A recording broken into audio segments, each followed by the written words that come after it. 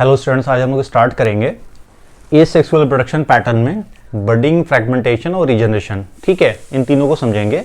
Last class में fission और उसके सब टाइप्स हम लोग ने समझ लिया था डायग्राम के थ्रू। आज स्टार्ट करते हैं। तो सबसे पहले हम लोग देखते हैं बडिंग। तो बडिंग की प्रोसेस बहुत कॉमन टर्म है, बहुत सुना होगा आपने। तो बड क्या एक आउटग्रोथ है, ठीक है, बहुत ही टाइनी, बहुत ही स्मॉल आउटग्रोथ है जो मेन पेरेंट बॉडी से प्रोट्रूब्यूल्स के फॉर्म में निकलती है। ये सरफेस पे निकल सकती है, बॉडी के अंदर निकल सकती है। इसके अकॉर्डिंग हम लोग बडिंग को अलग अलग कैटेगरी में भी डिवाइड करते हैं। ठीक है, या कभी कभी आप देखेंगे रिपीटेड फ्रेगमेंटेशन बनना, फ्रेगमेंट्स का फॉर्मेशन हो, जिसे हम लोग स्ट्रोबिलेशन कहते हैं। वो भी एक तरह की बडिंग ही होती है। ठीक है, जैसे आपको ये मिलेगी टीनिया सोलियम में, ठीक है, जिसे हम लोग कॉमन टेपवॉर्म कहते हैं, टेपवॉर्म उसके अंदर मिलेगा। तो इनको समझते हैं हम लोग। Bud is tiny outgrowth develop in or on the body of parent organism। जो parent organism उसके अंदर बन सकता है या उसके बॉडी सरफेस पे बन सकता है। और देन ये बड क्या होगा, bud ultimately detach from the parent body. जब ये मैच्योर हो जाएगा तो बेसल वाले रीजन से, जहां से वो अटैच्ड है, वहां से वो क्या होगा, ब्रेक करेगा, डिटैच होगा और फिर से न्यू इंडिविजुअल के तौर पे सर्वाइव करना स्टार्ट कर जाएगा। टाइप की बात करें तो दो तरह की बडिंग होती है। एक तो हमारी है एक्सोजिनस बडिंग, दूसरी है एंडोजिनस। तो नाम से समझ में आ रहा होगा, एक्सोजिनस मतलब एक्सटर्नल बडिंग की बात हो रही है और एंडोजिनस मतलब इंटरनल बडिंग की बात हो रही है। फाइन। तो एक्सोजिनस बडिंग में क्या होगा, bud develop on the surface of body. जो ऑर्गेनिज्म की बॉडी है उसके सरफेस पर डेवलप होगा। वहीं एंडोजिनस बडिंग में क्या होगा, जो बड का फॉर्मेशन हो रहा है inside the body of organism. Organism मतलब यहाँ प्लांट के बात भी हो सकती है, फंगस की बात हम लोग कर सकते हैं, इवन एनिमल्स की बात हो रही है। ठीक है, सबकी बात यहाँ पे हम लोग कर रहे हैं क्योंकि चैप्टर ही हमारा रिप्रोडक्शन इन ऑर्गेनिज्म, किसी पर्टिकुलर के लिए नहीं है, ओवरऑल हम लोग पढ़ रहे हैं।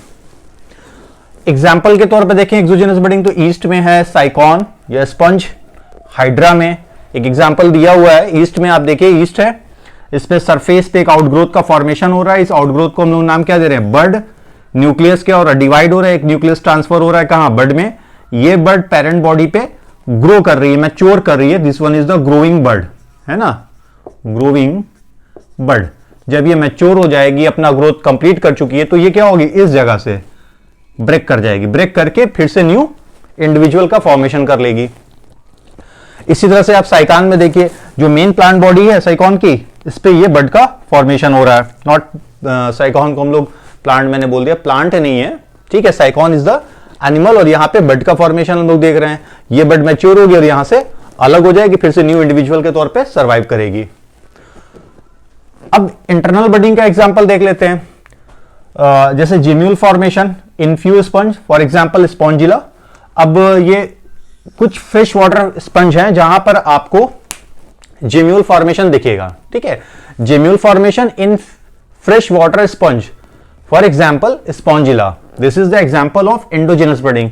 वहीं जेमा, आप लोगों को याद होगा gemma bird, these are the multi cellular green colour bird. ठीक है, जो जेमा कप के अंदर फॉर्म होती थी, किसमें, मार्केंशिया में। अगर आपने ये नहीं देखा है, इसके बारे में डिटेल नहीं देखा है, तो आप मेरे ओल्ड लेक्चर्स जाके प्लांट किंगडम वाले चैप्टर का जो प्लेलिस्ट है वहां पे क्लिक करके देख सकते हैं, वहां मिल जाएगा। जिम्मा फॉर्मेशन इन मार्केंशिया। तो ये क्या एंडोजिनस बडिंग है, ये एक तरह की एंडोजिनस बडिंग हो रही है। यहां पे जेम्यूल फॉर्मेशन हम लोग समझ लेते हैं, ये जेम्यूल है, this whole structure is called gemmule. ठीक है, सुराही की तरह से या घड़े की तरह से स्ट्रक्चर आपको दिख रहा है। ये इंटरनल बड है, इनको हम लोग क्या नाम दे रहे हैं, आर्कियोसाइट सेल्स। आप स्पंज जब पढ़ेंगे तो उसमें डिफरेंट टाइप सेल्स होती हैं, कॉलर सेल्स होती हैं, कोइनोसाइट्स होती हैं, आर्कियोसाइट्स होती हैं, स्पिक्यूल्स बनाने वाली सेल्स होती हैं, अलग अलग तरह की सेल्स होती है। लेकिन यहाँ पे बड की जो बात करें, these are the archaeocyte cells. ये सराउंडेड होती हैं दो प्रोटेक्टिव लेयर से, एक आउटर और दूसरी इनर मेम्ब्रेन। साथ ही साथ इसमें यहां वहां आपको स्पिक्यूल्स मिलेंगे। ये स्पिक्यूल्स क्या करते हैं, प्रोटेक्ट करते हैं इस बड को ताकि डैमेज ना हो पाए। जब इस बड को बाहर निकलना होता है, इस माइक्रोपाइलर इंड से ये बाहर निकलती है, ग्रो करती है, फिर से नया स्पंज का फॉर्मेशन कर देगी। फाइन। इसी तरह से जेमा बड का फॉर्मेशन होना किसमें, मार्केंशिया में, जो जेमा कप के अंदर डेवलप होता है और फिर से न्यू बॉडी का फॉर्मेशन करता है। तो this is the type of budding.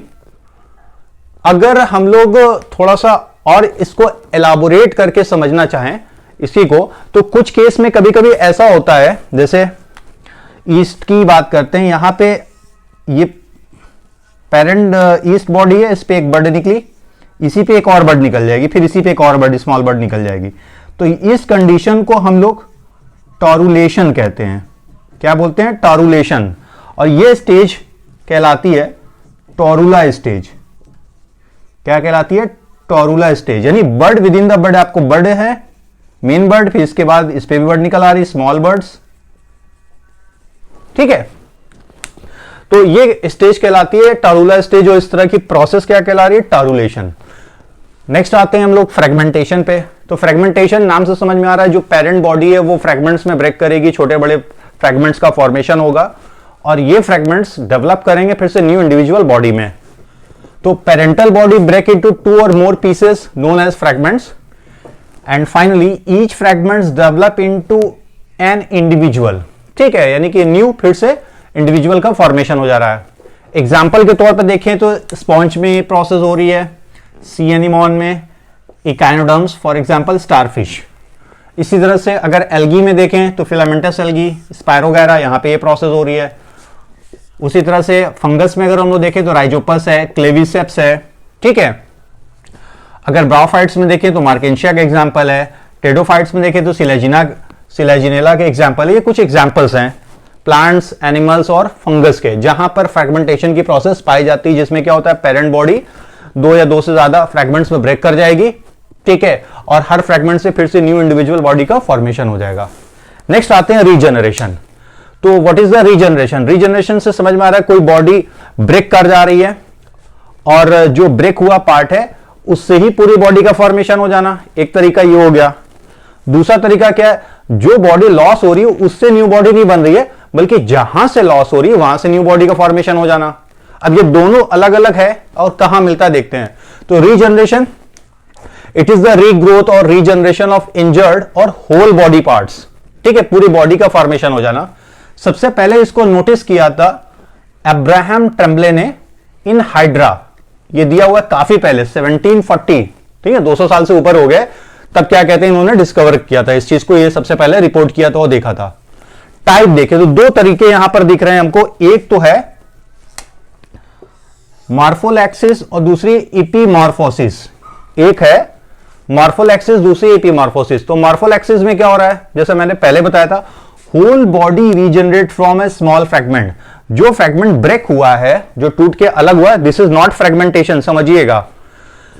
जो पार्ट ब्रेक हुआ है ना, उससे पूरी बॉडी का फॉर्मेशन हो रहा है। ये सारी चीजें जो एक्सीडेंटली हो रही हैं, regeneration is not natural phenomena के तौर पे हम देख रहे हैं, अगर एक्सीडेंटली ऐसा हो जा रहा है, ठीक है। तो यहां पर क्या हो रहा है? पूरी बॉडी का फॉर्मेशन हो जाएगा। तो इस प्रोसेस को बोलेंगे मॉर्फोलैक्सिस। एग्जाम्पल स्पॉन्ज, प्लेनेरिया और हाइड्रा। जितनी भी प्रोसेस एसेक्सुअल की आपको दिखेंगी, आप बडिंग पढ़ें, फिजन पढ़ें, फ्रेगमेंटेशन है, और इसके अलावा रीजनरेशन है, स्पोर फॉर्मेशन है, ये आपको लोअर ऑर्गेनिज्म में ज्यादातर मिलेगी, चाहे वो प्लांट्स हो, एनिमल हो, और even fungus.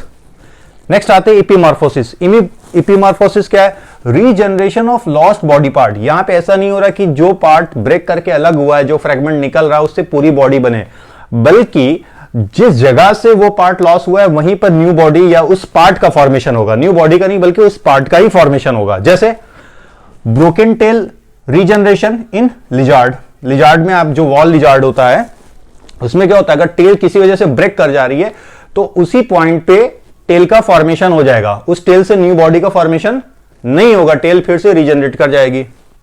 Next limbs regeneration. अगर लिम्स रीजनरेशन देखना है तो सैलमेंडर का एग्जांपल है, जो कि एम्फीबिया है, ठीक है, इसमें टेल प्रेजेंट होता है, ये एम्फीबिया है, छिपकली की तरह से ही होता है, लिजार्ड की तरह से, लेकिन होता क्या है? एम्फीबियन।